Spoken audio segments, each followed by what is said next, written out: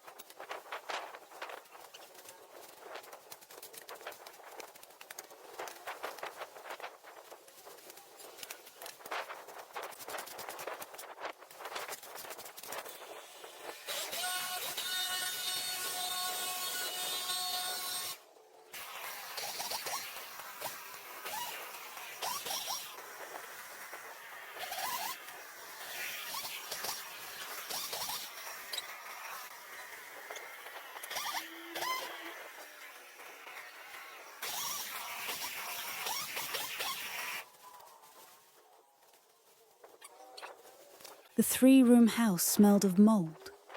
The floor tiles were cracked into thin lines like old leaf veins. The walls were covered with black moss. The iron silk drying racks were still standing there, rusted into red-brown streaks.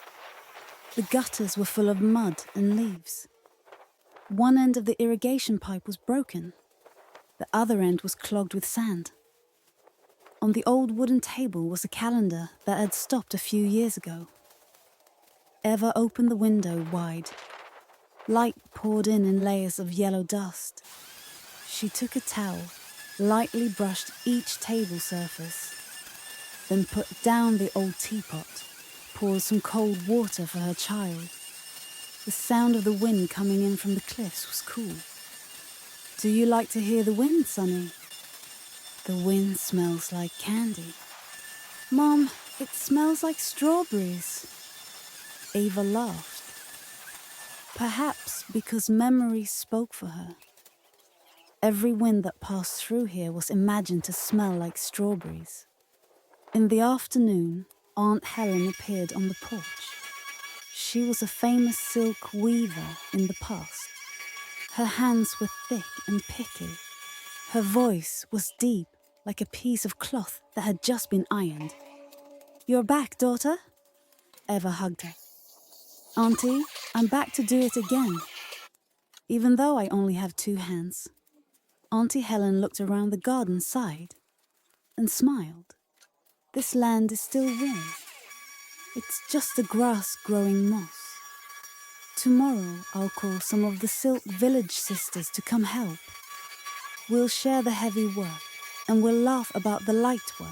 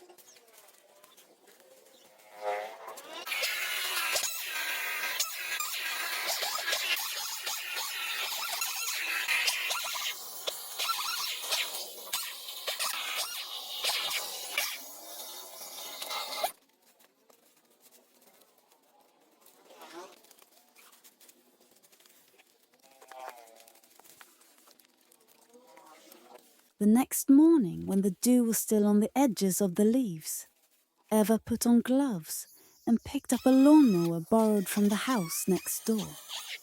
The blades whirred and whirred, carving new paths. The grass, pigweed and groundweeds fell in layers. With each cut, the green grass smelled strongly. Sunny walked behind, gathering the grass into a pile, jokingly forming a long dragon, laughing heartily. The women from the Silk Village came, Miss Thu, Miss Lee, Miss Men. They brought with them cutting knives, ropes, and wide-brimmed straw hats.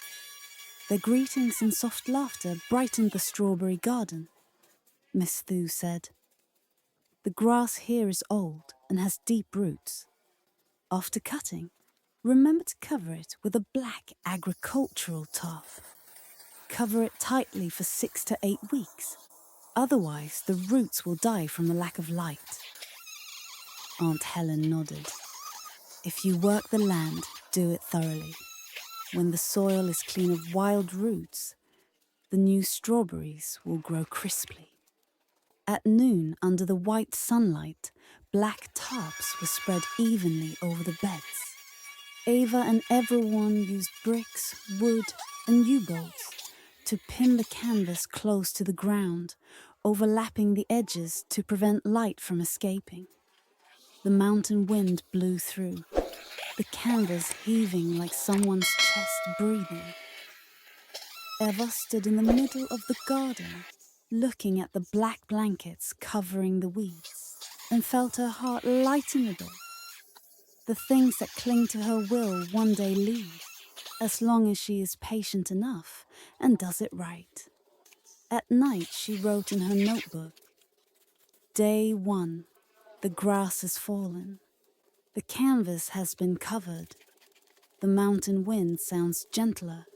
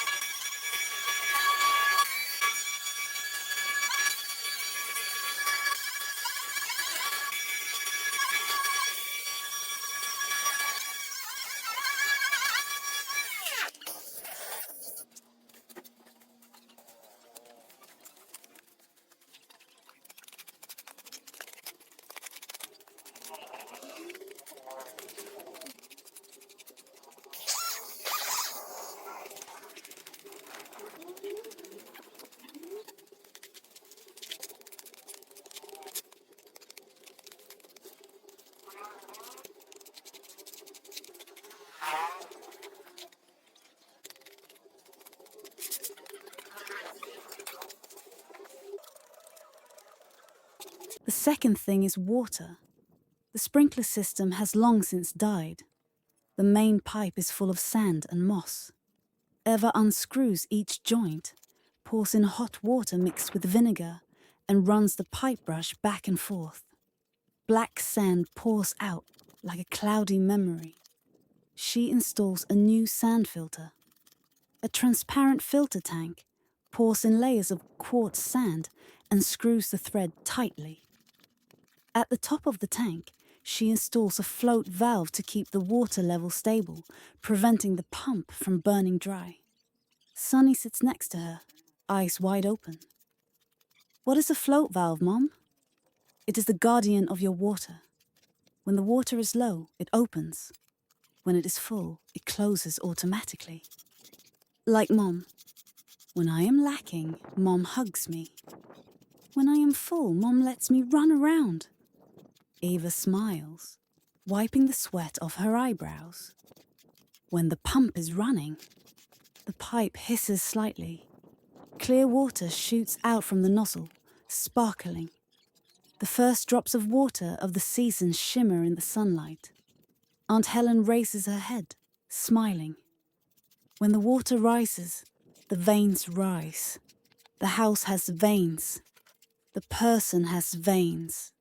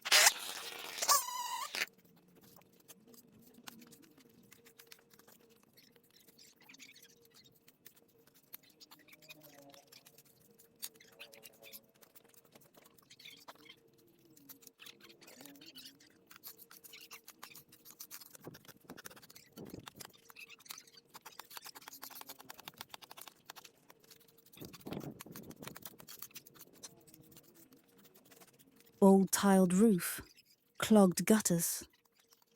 Eva climbed the ladder, wearing gloves, and pulled out handfuls of thick, rotten leaves.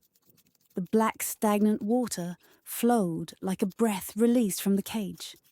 She installed a leaf screen along the gutter, checked the drain pipe, and replaced the leaky joints.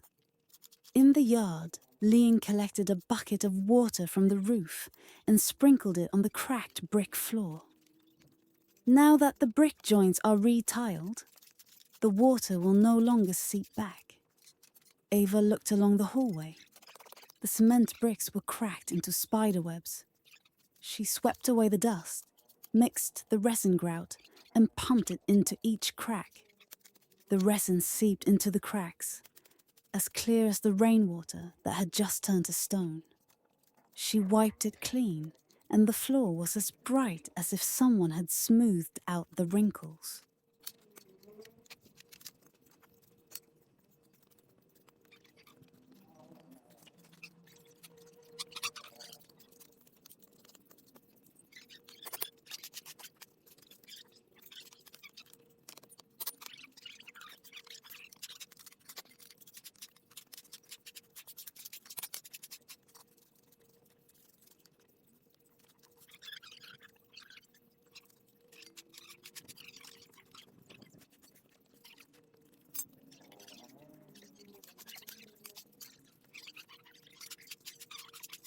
The rusty silk drying racks, memories of the past.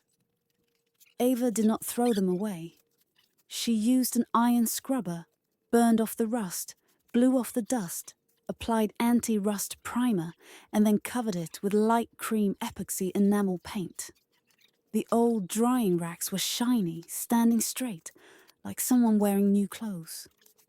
I will dry strawberry tea and tea-dyed fabrics here, Auntie. Yes, life changes. The drying racks change too. As long as you don't let rust get into your heart, Auntie Helen said, her hand touching the smooth iron bar as if touching the future.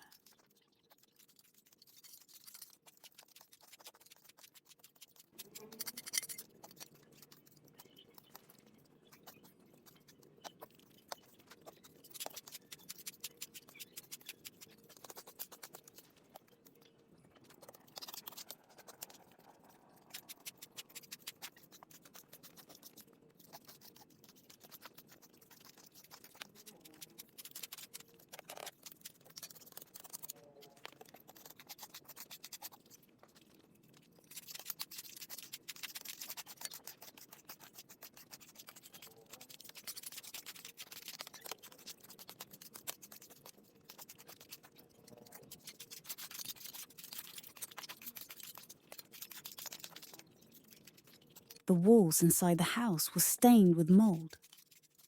Ava mixed a soft cream colour, applied a layer of antifungal paint, then applied 2 thin coats. With each roll, the room became brighter. The black streaks of smoke and the old rainy season were completely wiped away. When she painted the middle room, she hung a black and white photo of her mother when she was young. A woman standing next to a strawberry bed, holding a basket, her hair tied up high. Sunny looked at it and asked, "Does Grandma like strawberries, Mum?" "She loves strawberries." She said strawberries are the smiles of the earth. "Then we will plant lots of smiles." "Yes, I will plant a lot."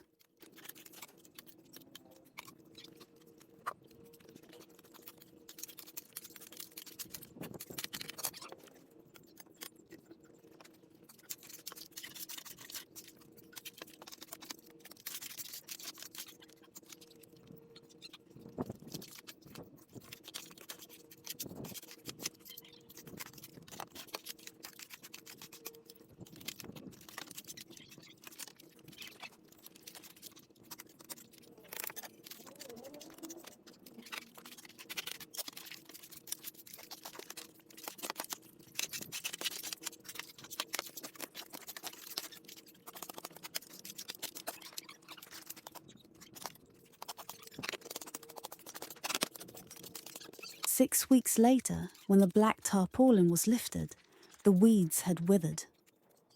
The soil under the tarpaulin was soft, kept moist well, and smelled like freshly baked bread. Eva used a string to align the rows, made parallel beds 25-30 centimeter high, and covered the bed with silver-black agricultural tarpaulin to prevent weeds. She drilled holes to plant in 30-35 centimeter squares. The first strawberry seedlings of the season were brought by Miss Men. Plump green leaves, strong white roots. Ava placed each plant, covered it with soil, and covered it with thin straw around the base to keep the roots moist and warm. Sunny bent over, carefully spreading straw like a blanket for each strawberry baby, muttering, "Go to sleep. Tomorrow you will grow up." The mountain wind blew through the crevices. The straw rustled like an answer. Eva connected the drip irrigation line along the bed, tested the pump. Tiny drops of water fell evenly onto the strawberry roots like the sound of rain, very obedient. She adjusted the float valve in the tank, watched the pressure gauge needle stabilize. That night, sleep came as light as cotton.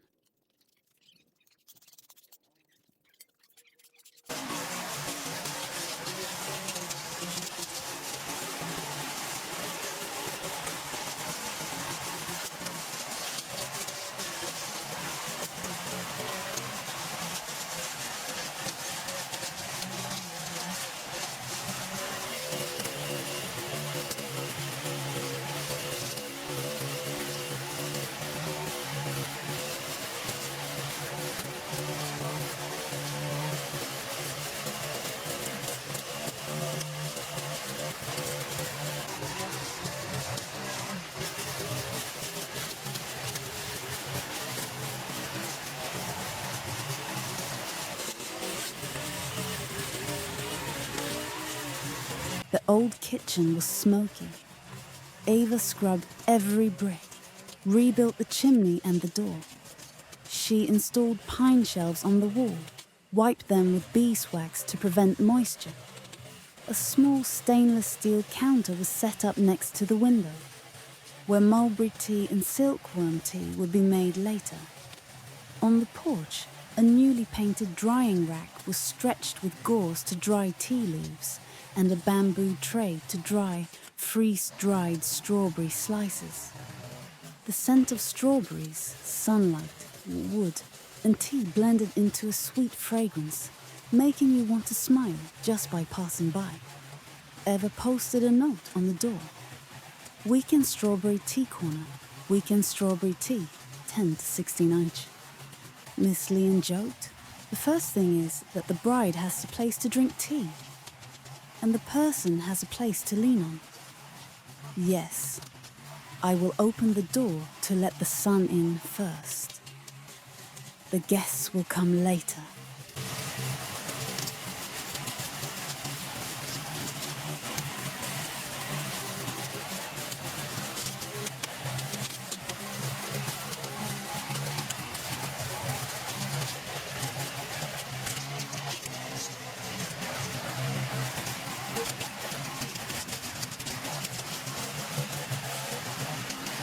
Aunt Helen brought a small loom and invited the silk village women to dye the fabric with mulberry tea.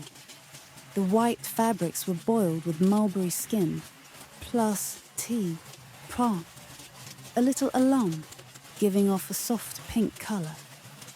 They dried them on the painted rack, the sunlight passing through the threads, the fabric gently vibrating like a person's lips singing.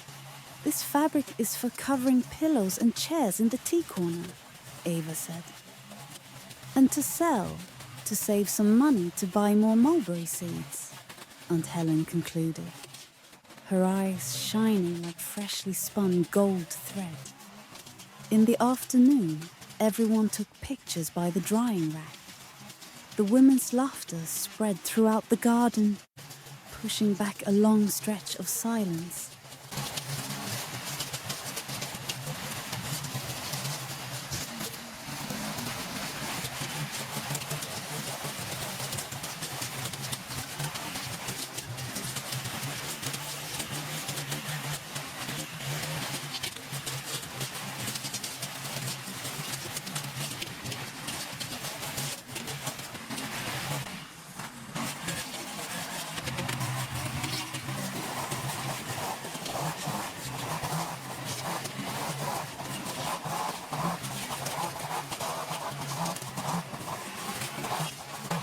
The brick floor in the front yard still had many cracks. Eva mixed the plastic grout again, pumping it into the small, unsealed lines. Sonny held the trowel, seriously smoothing it out like a tiny worker. Why are the bricks cracked, Mom? Because of the sun, rain, and time. Can we fill them back up? Yes, with plastic and patience. I have plastic too.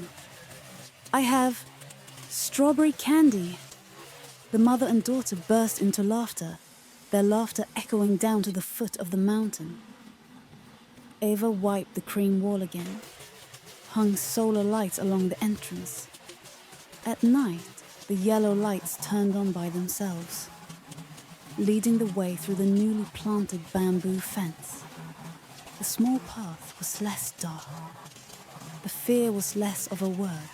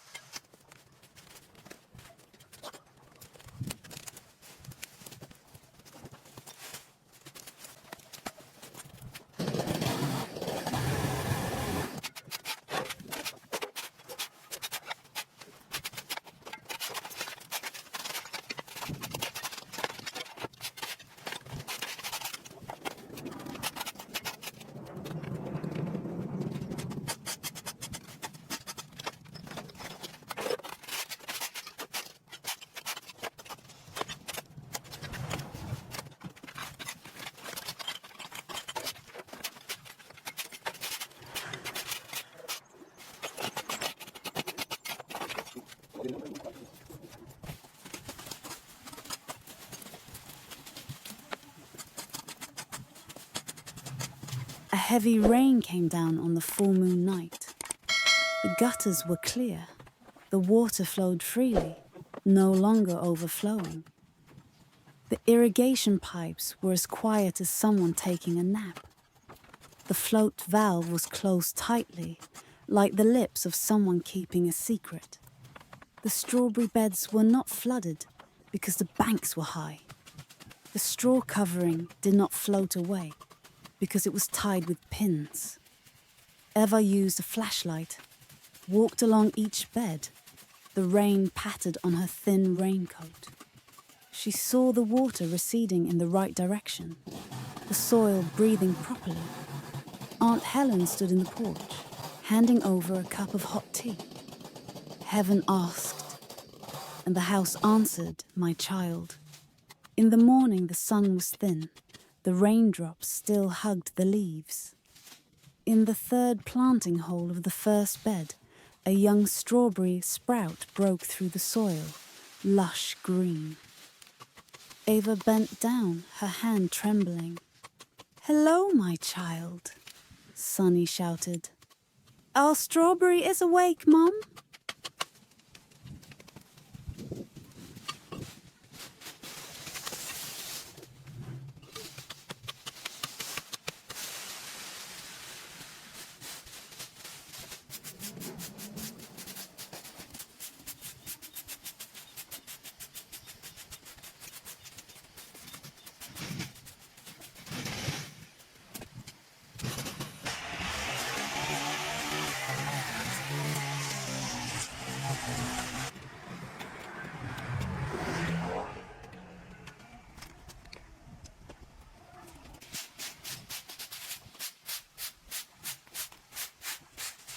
A small sign, "Weekend Strawberry Tea," hung under the roof. Wooden tables covered with fabric dyed with strawberry tea, clean rattan chairs, glass jars of dried strawberries, teapots lined up on the stainless steel counter. The wind from the mountain passed through the pink drying rack, blowing into the middle room a light, sweet scent. The first customers were the village teacher, the village leader, and a few tourists on the trail. They sat on the porch, drinking mulberry tea and biting into butter cookies brought by food. Just sweet enough. The teacher nodded. Homey smell. Sunny ran barefoot between the rows, cheering every time she saw water droplets clinging to the straw. Eva stood at the door, looking at her child, feeling a tiny rippling lake in her chest. She poured more tea, welcoming more sunshine. The drying rack fluttered like a sail, taking the tiny tea shop away from the cold, deserted harbour.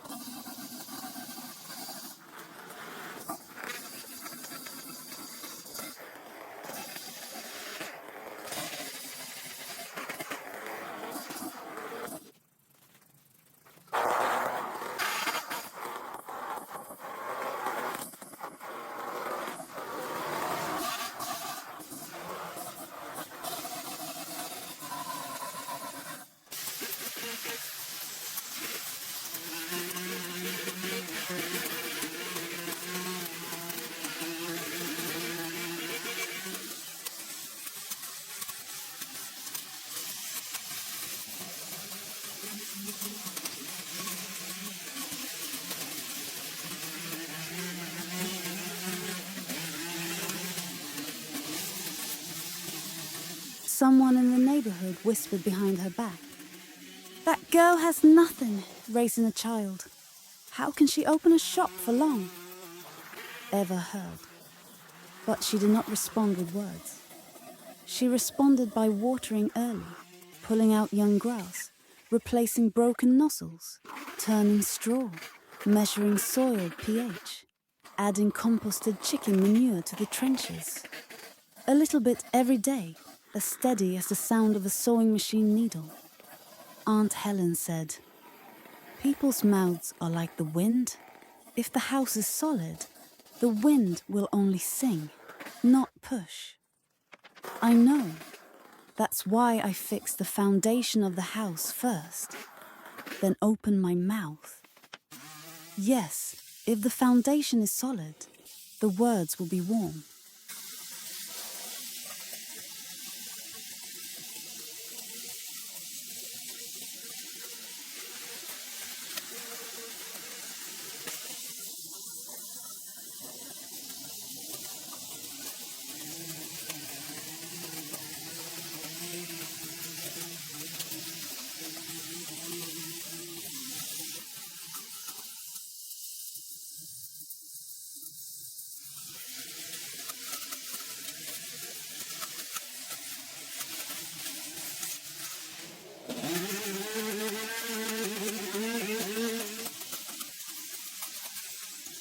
The white strawberry flowers opened, the stamens yellow as if forgotten by the sun.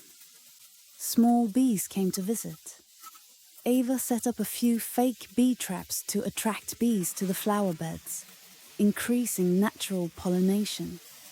She lifted the straw to ventilate the roots, avoiding fungus, adjusted the watering pressure so that the leaves would dry by the afternoon. In the evening, she checked the float valve again, cleaned the sand filter, and periodically drained the dirty water. Sunny asked, "Why don't the strawberries have any fruit yet?" "Because the flowers are learning to be mothers." "Like mothers?" "Yes, everyone has to learn to be patient before they are sweet."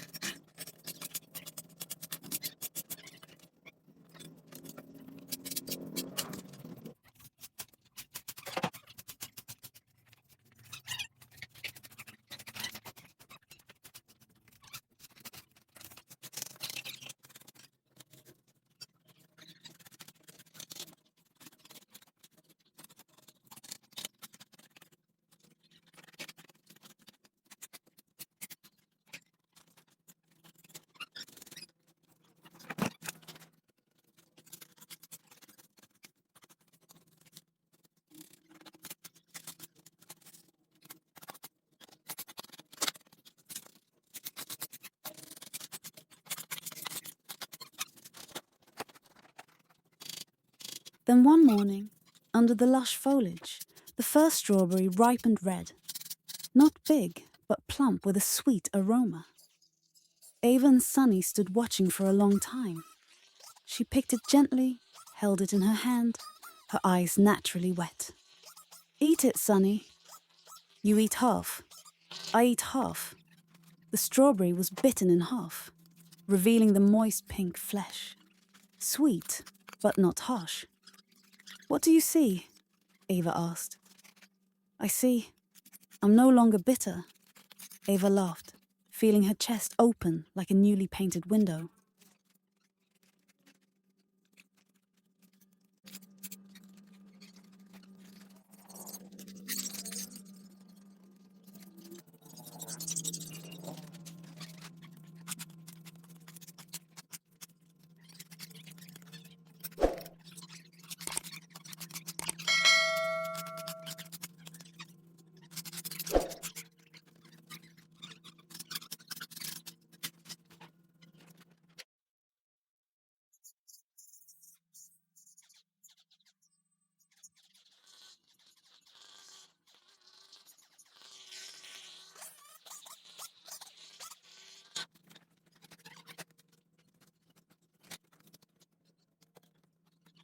The news of the weekend tea corner spread. Children ran between the rows. Adults sat and talked on the porch. Strawberry tea filled the pot. Cookies smelled good on the stove. Dried strawberries were sold out by noon. The Silk Village women brought tea-dyed scarves to hang. The colours from light pink to peach pink, looking like the sky pouring sunset on the trellis. A backpacker took off his backpack, sat down and sighed. "Here's as quiet as a child's afternoon nap." Aunt Helen replied, "Because the land has just been stroked by someone."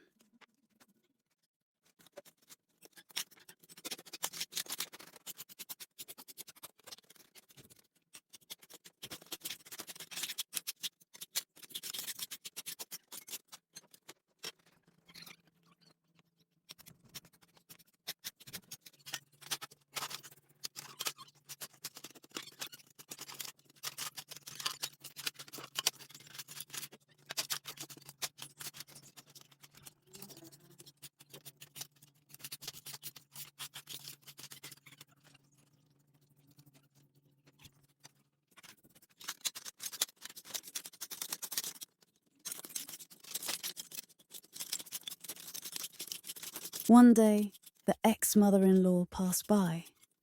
She stopped in front of the gate, looked for a long time at the rose drying rack, the straight strawberry rose, the solar lights along the entrance that had just turned on.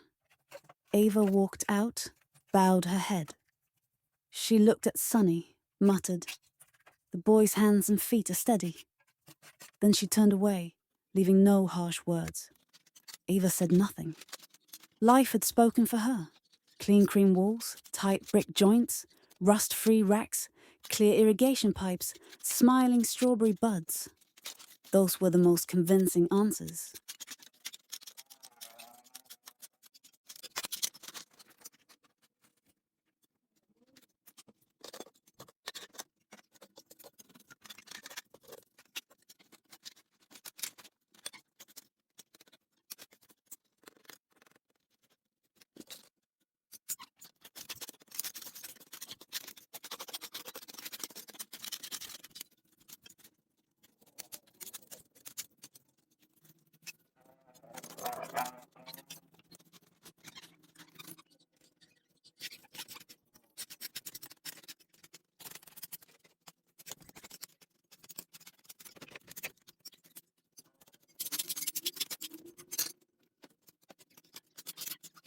The days repeat like steady needles, watering in the morning, checking the leaves at noon, opening the shop in the afternoon, and recording in the evening.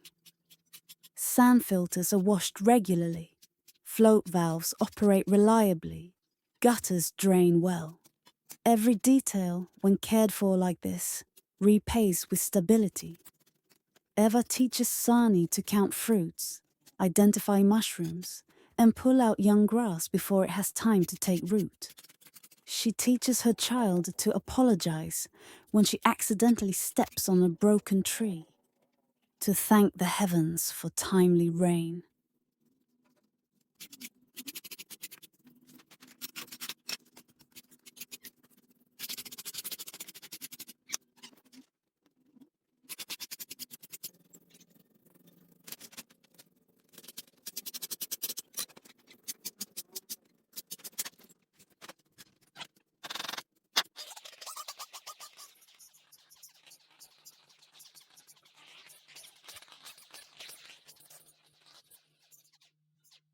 One afternoon, the wind from the ravine rushed down in a strong gust.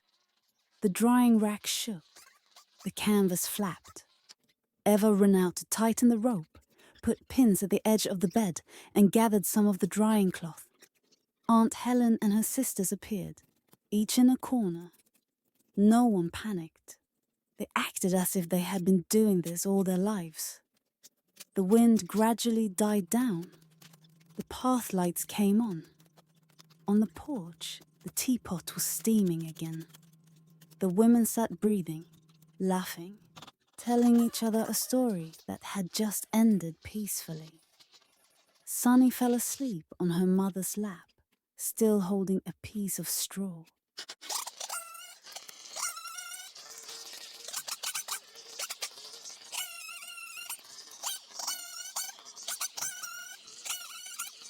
At the end of the season, the cream-coloured walls remained smooth. The bricks had no cracks. The drying racks were shiny. The irrigation pipes dripped evenly, and the water flowed neatly through the clear sand filter. The strawberry beds were strewn with yellow straw, and the red fruits were dotted on the green background. The small tea corner was warm enough for a few guests to chat for an afternoon. Eva carried the tea tray out to the porch, watching Sunny run barefoot through the straw, her laughter as crisp as the sun. Aunt Helen stood leaning against the pillar, her eyes looking far away over the dark mountain back. You see, we cannot get back what we lost from someone else's house, but we can grow sweetness from our own hands. Ava nodded, her hand on her heart. I believe it, Auntie. The wind blew through the garden. the drying rack shook into a very soft melody. The late strawberry flowers spread a few more white petals. In the corner of the porch, the jar of dried strawberries had a few remaining. The weekend strawberry tea sign had a few dust particles on it. The house is telling a story of silent hands, small persistent steps, cracks filled with patience and clear plastic. On the table, the notebook opened to a new page. Ava wrote, "Day. The pump runs smoothly. The float valve opens and closes regularly. The water is clear. The first layer of strawberries is ripe. People who come to drink tea smile more. The sun goes to bed early. The heart has learned sweetness again." The late afternoon sun poured through the tiled roof, touching the cream wall and the basket of strawberries on the table, creating a streak of honey. Ava closed her eyes, inhaling deeply the scent of strawberries, the smell of straw, the smell of freshly watered soil.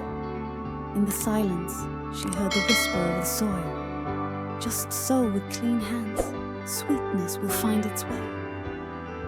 Message: when you lose everything from someone else's house, you can still plant sweetness with your own hands.